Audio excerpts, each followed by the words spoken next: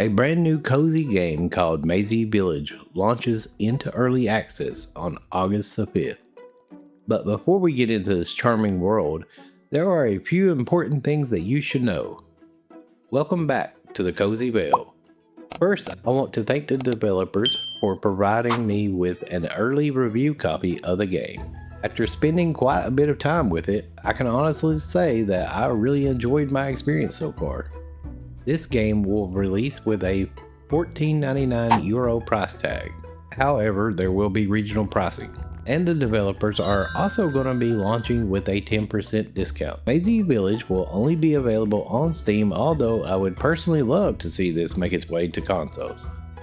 This is a single player cozy adventure that focuses on exploration, light puzzle solving, and a bit of town building. There are also creatures to collect, fish to catch, and bugs to hunt. However, if you're expecting combat or traditional farming simulation, you won't find either of those in this game, at least not for now. Since this game is going to be releasing in early access, that could always change as the development continues. But speaking of early access, this honestly doesn't feel anything like an early access game. During my playthrough, performance was surprisingly smooth, and I only ran into a few minor hiccups here and there, but nothing to take me away from enjoying the game itself. Like most games, you will start off by creating your character. I wouldn't spend too much time trying to make a perfect character. As you will progress through the game, you will unlock tons of new cosmetics. So chances are you'll be changing your appearance pretty often. I would just pick something that you like and get started and customize your character as you go. When you start the game, you'll enter a igloo portal, which will take you to this snowy landscape, which is actually called the prologue.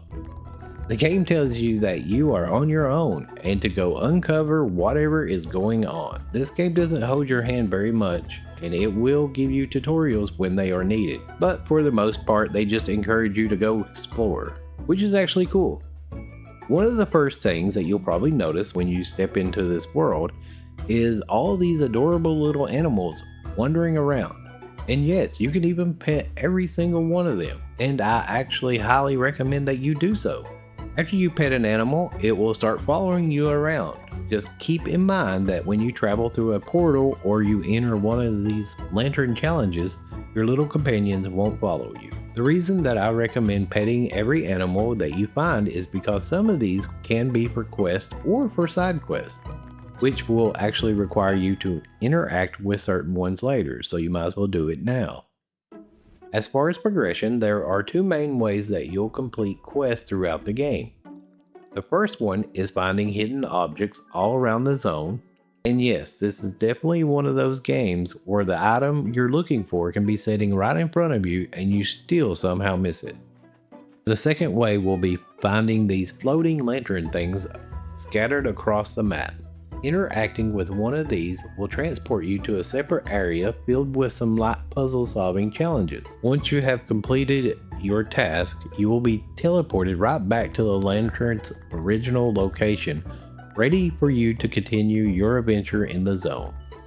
After you have completed enough quests, which is about 30 or 40 minutes into the prologue, a portal will appear leading you to the mayor for the very first time. He explains that the tornado has destroyed the village and it's now up to you to help rebuild by helping out the townspeople, and this is where the game actually begins.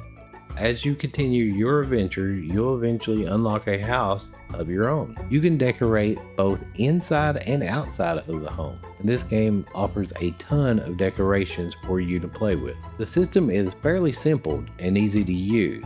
You can even place some of your animals that you've collected around your home to make it feel even cozier. As you make progress throughout the game, you'll also unlock new homes from the NPCs. You'll decide where you can place them and gradually expand your village into a thriving little town. All of the NPC houses can actually be entered, with some containing shops inside of them, while others are simply just nice to look at, and you can chat with the NPC itself. At one point in the game, you will eventually come face to face with the tornado itself, but that's all I'm going to say because I don't want to spoil it for you.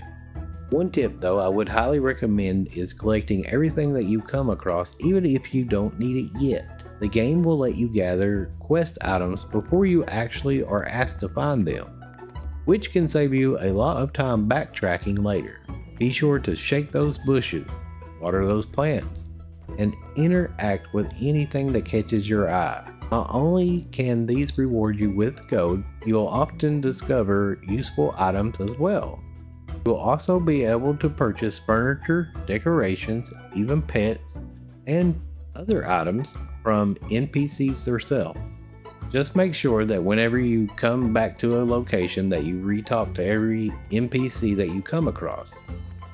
Some of these NPCs will have quests that won't become obvious unless you actually check in with them regularly.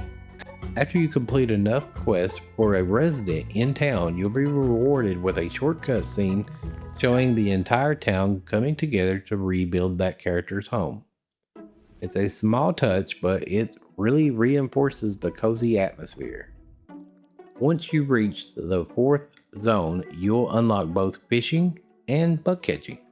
Fishing is very easy, but it's not automatic. You'll cast your line, wait for the fish to bite, and then reel it in.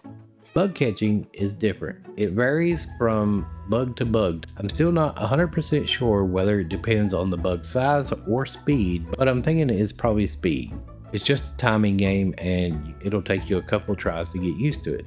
As you repair more houses, you'll eventually unlock daily quests. Unlike many games where daily tasks feel like a chore, these are actually worth doing because each completed quest rewards you a free chest filled with cosmetic items. They're completely optional though, since most of them happen naturally while you're playing the game. You'll probably complete quite a bit of them without even trying. The presentation in this game is its biggest strength. The game does have a few cutscenes here and there, but not that many, but when they do show you one, it is very charming. Since the game is still in early access, I wouldn't be surprised if they add more over time. There's also no traditional voice acting. Instead, characters speak in a made-up language with little vocal sounds, similar to Animal Crossing, which fits the cozy atmosphere perfectly. A lot of people will compare this to Animal Crossing. I actually think the art style reminds me of those little people toys that my kids used to play with. Whatever this reminds you of, there's no denying that the game has a cute, charming art style that's full of personality. And that wraps up this video. Let me know in the comment section below what you think about Mazey's Village. Are you excited to check it out, or do you think that you'll be skipping this game? If you found this video helpful or you simply enjoyed it, don't forget to leave it a like and share it with everyone who might enjoy this cozy adventure. I always appreciate the support. And until next time, stay safe, stay cozy, but most importantly, have fun gaming.